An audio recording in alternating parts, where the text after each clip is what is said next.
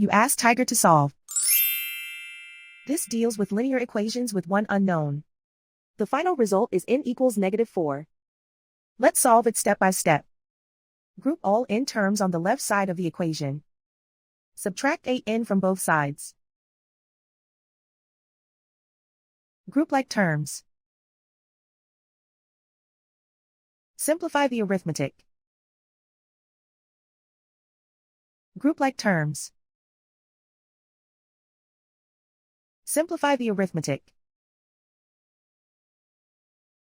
Group all constants on the right side of the equation. Subtract 3 from both sides.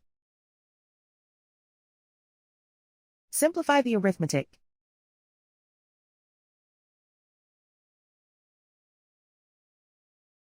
Isolate the n. Divide both sides by -3. Cancel out the negatives. Simplify the fraction. Move the negative sign from the denominator to the numerator. Find the greatest common factor of the numerator and denominator.